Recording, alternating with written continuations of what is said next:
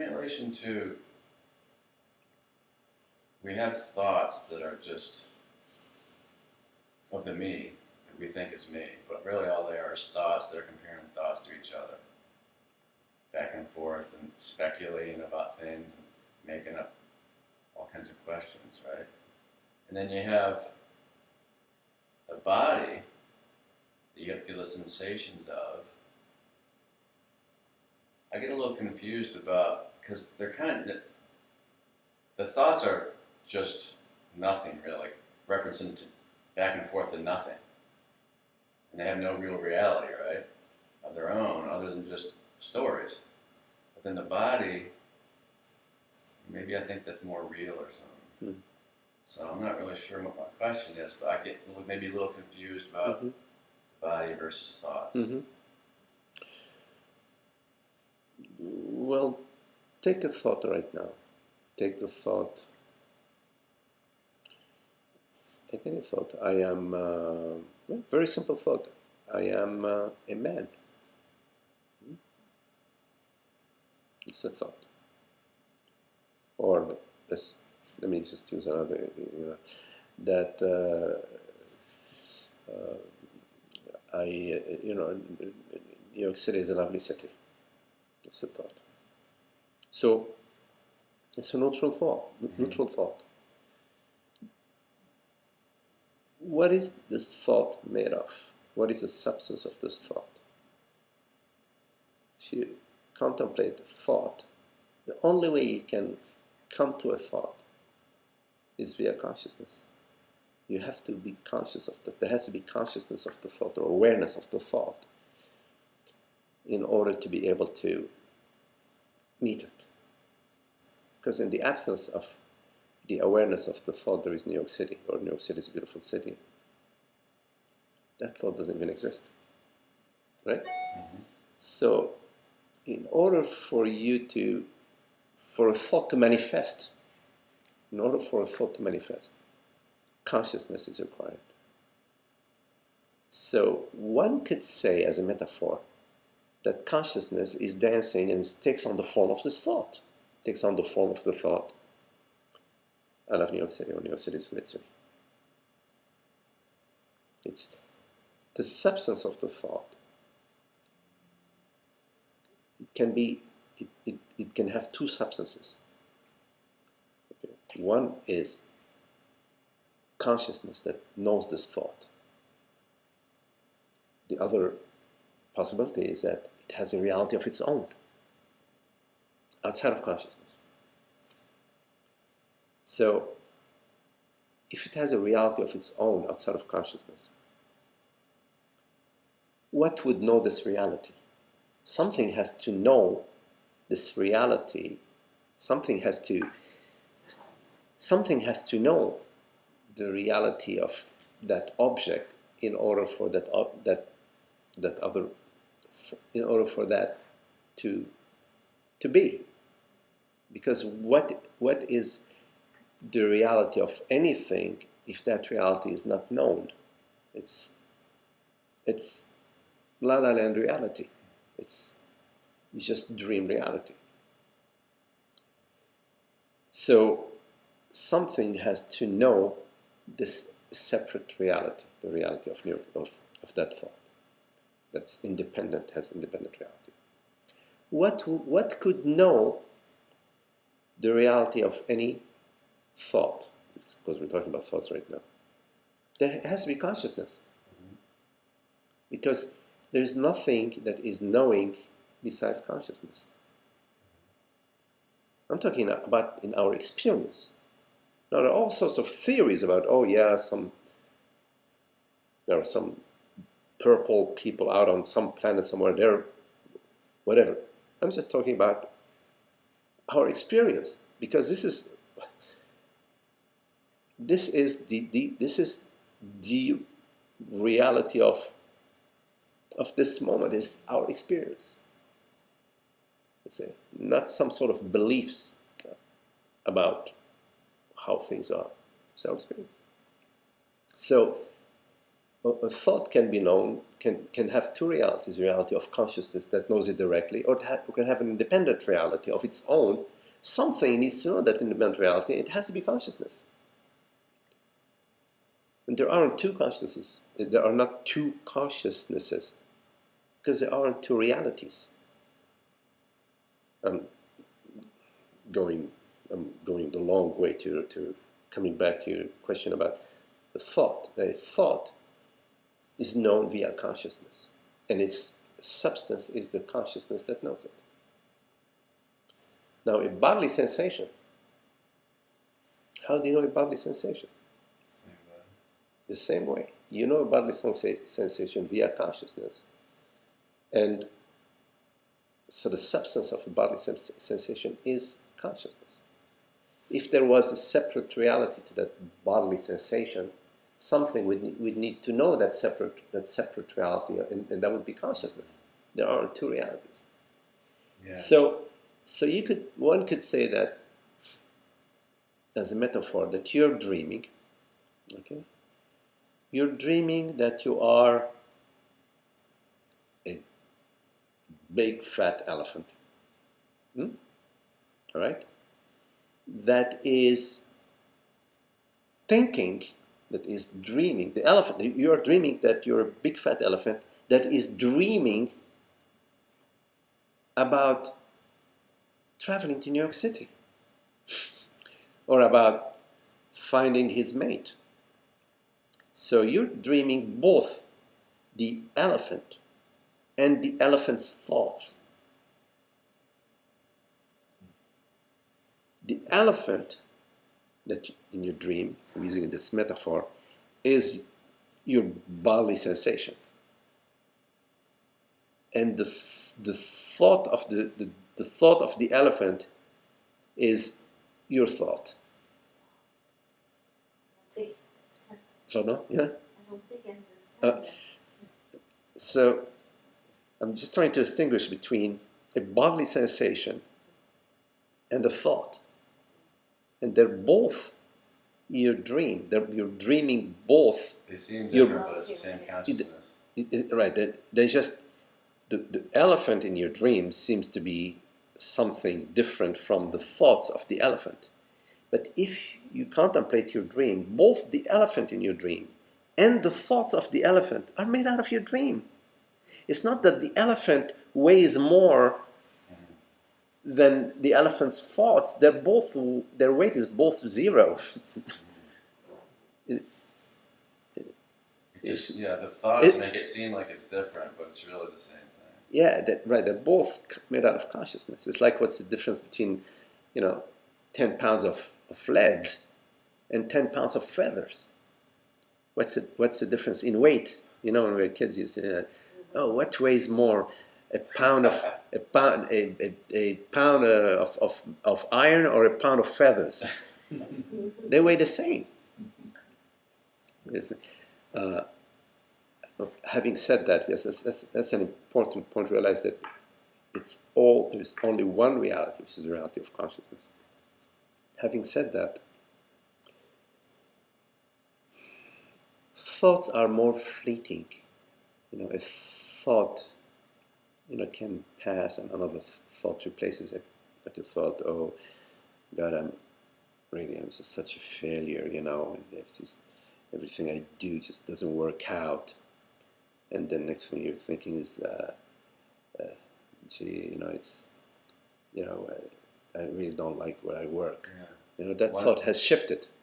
But in the body, the impression, oh God, nothing's working out in my life, that resonates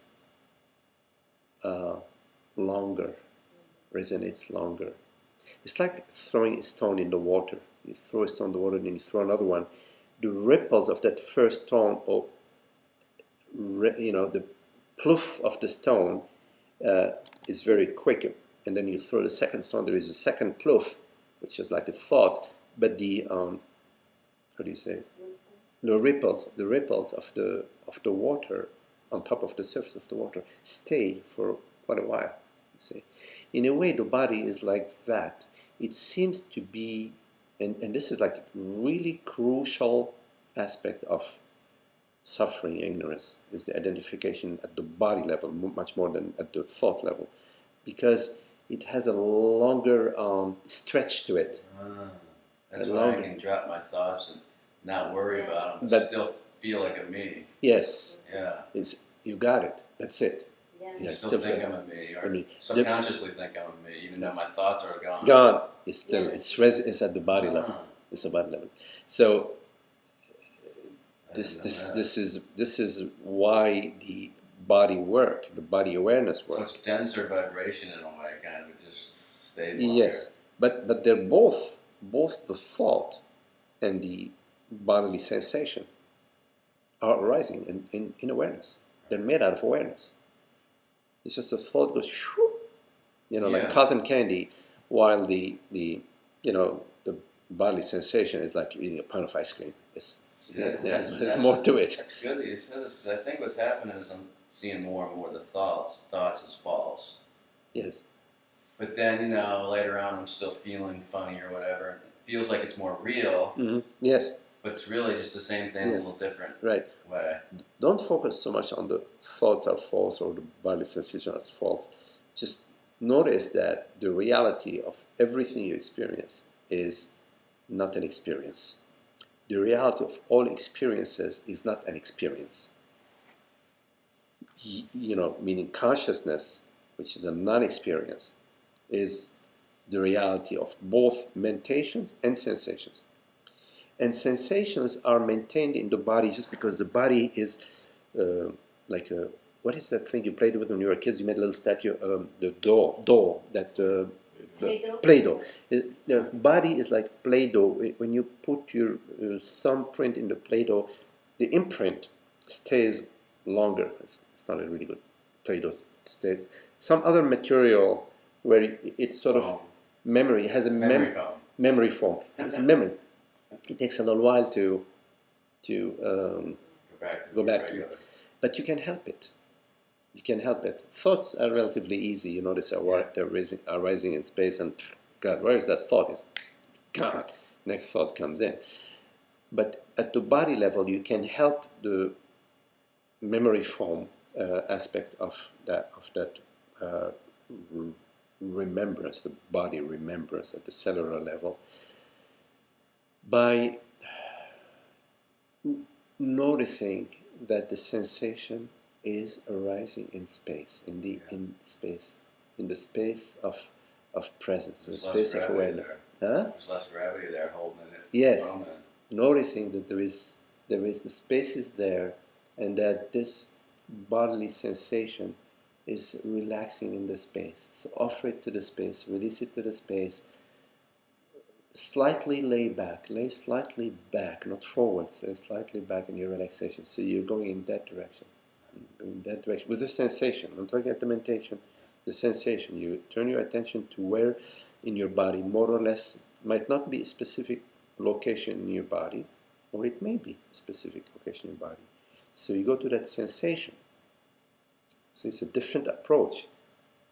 You're going with your whole being to the sensation, experiencing the sensation, and you're allowing the sensation to do what it's doing. You're actually really not allowing anything. You're recognizing that there are actually no walls around this sensation. The sensation is like the ripples of the water on the stone on the surface of the water. It's relaxing. You're not even really allowing it. You're just being in the space that the sensation arises in by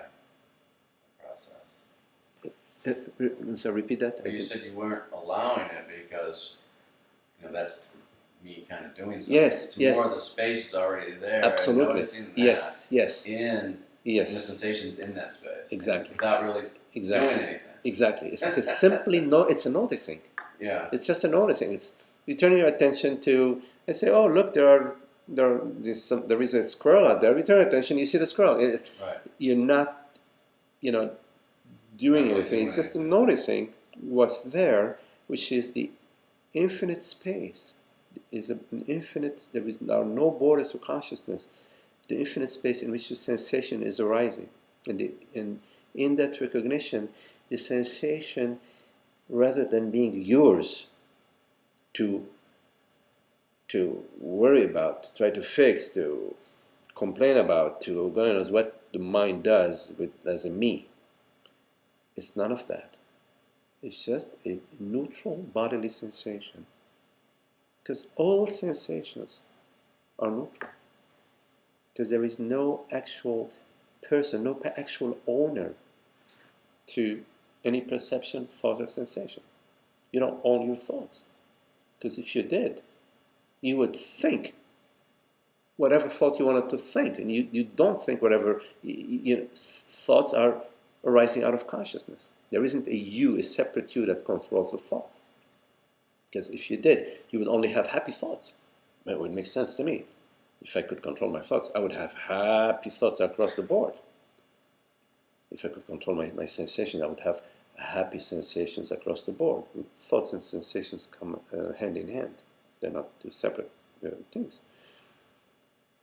It's consciousness, meaning the universal consciousness that's thinking and feeling and creating and sensing and dreaming this entire dream out of its complete freedom. But the unhappiness comes when a separate me appears on the scene. Because as soon as separate me is believed in, it is felt. And when it's felt, it's like lived. And the sense of limitation and separation and the thorn of mortality is embedded in you. Thank you. It's really answered my question. And the whole idea that resonated a little longer in the body. Yeah. I didn't even know that Yeah. at all. Never heard that. Yeah. That makes a lot of Right. sense. Right. Because you sit there and be feeling funny about something you have no idea what. Right. Yeah. And the resonance of the me sensation, resonance of ignorance in the body, will diminish as you're doing this contemplation. That it's an impersonal sensation, belongs to consciousness, made out of consciousness. Impersonal. There is no person there to do anything about it. There is nothing to be done about it. What do you want to do about consciousness as a freedom and creativity? You are it. Let's see. Just notice it. Yeah, because the body will will change in your contemplation, and as you're getting more and more open to consciousness, more and more the revelation of consciousness is ripening and maturing in your space. Your body changes. It shifts from being this opaque, dense, me sense of bodily sense to more buoyant, more flowing, more transparent, more easy, lighter. You see? Because the substance of the body is revealed to be consciousness, not some me object that's growing in time and aging in time. None of that. It's consciousness, the light of consciousness. And that's very light and happy and free. Free. Consciousness is complete freedom, and it's the absolute reality. There is nothing that's atop of it guiding it. We're talking about the absolute reality, which is consciousness. And whenever I talk of consciousness, I'm not talking about a personal consciousnness. I'm talking about the universal consciousness, consciousness, awareness, presence, Brahman, God. There's so many. But it's not a concept. It is an experience. It's your experience of I am, I, you, that has been sort of hijacked by the belief that I'm immortal. There actually is no individual consciousness. It just seems that way. Thought. It seems that way through the belief. The belief, yeah. Through the belief. not through the thought, through the belief, Okay. which is a thought that is a particular thought. Right. Not all thought is a belief, It's is true a because I you can have believe. practical thought. Absolutely. Yeah, Enjoy I think this is a beautiful place to be. This is a beautiful gathering. That's a That's thought. not a me thought. There is right? not any identification, isn't there? Right. An identification. You know, Yeah, right. you see. The way you can tell a me thought, an I thought, meaning an identification from thought, is that the I thought has an angst in it. Mm. There is a party pooper in it, Yes. in that thought. It always feels like to change something or get something Yeah. differently Yeah. or hurry or. Yes. Do And you so, think, yeah, it always seems with angst, like you said, it's a perfect Yeah. word for it. yeah, and your sensitivity will develop because deeply in the identification we're like really dense, you know. Yeah, yeah. I mean, we don't even realize we're suffering, you know, Right. and we don't realize the suffering we're creating and causing. We're just dense.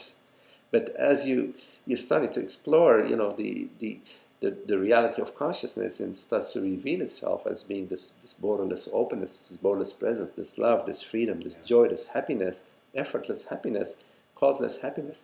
You know, then you know the Subtle me thoughts. yes, You notice those more. you start noticing. You start noticing. Even the real ones that probably didn't used to even really bother you much. You Yeah, still you notice. start to notice that. And what's fascinating too about noticing the me thought is that the idea, the belief, the old belief that I am thinking these thoughts also starts to be questioned.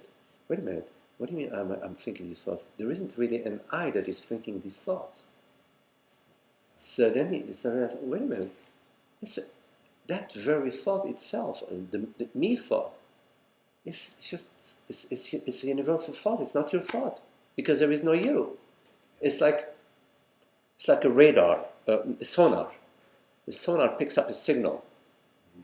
It goes beep, beep, beep, beep, and you look at the screen. You see something, beeping and an image arising on the screen. But in fact, you're picking up something that's 500 miles away. You see, start recognizing the sensitivity here that in the past you used to be like, oh God, I'm thinking these awful thoughts. Actually, You start seeing them as separate. you're not thinking the thoughts. You start seeing them as not yours. There's a recognition. Yeah. It's that simple. There is a recognition that, oh, wow, interesting. Look at this I thought and look at what it feels like. You know what I mean? It's like, for example, you look out the window and you see a lion grabbing a squirrel, or a bobcat grabbing a squirrel, and the squirrel goes, it's being eaten. You notice that. It's a noticing. You notice. You go, oh, wow. It's just an example. Okay, I'm not going to go into the survival of species and all of that. I'm just using it. It's like it's an appearance. It's something appearing, but it doesn't belong. It's not you making it, or it's not you as a person. There is no person that is thinking the thought. Yeah. It's as if you're picking up what's happening in the space. Yeah. But in ignorance, it's immediately believed to be that I am thinking this thought and I'm real and something's happening to me, and then it goes into, it's so quick, it's a package deal. The I thought, the me thought, and the I sensation, and the belief that there is actually a me that is actually thinking these thoughts and is subject to these thoughts they're like, you don't see the colors of the rainbow. It's like a white light, but the white light is made out of these infinite colors. You don't see the infinite colors. You're seeing the white light. I'm in danger, Things are really bad. I've tried all these things in my life and it's not working out, and oh my God, and it's again, I'm feeling one more. It's swallowed. It's believed completely. But as you're exploring more and more consciousness, and you're perceiving from a place of neutrality, of objectivity, of The me sense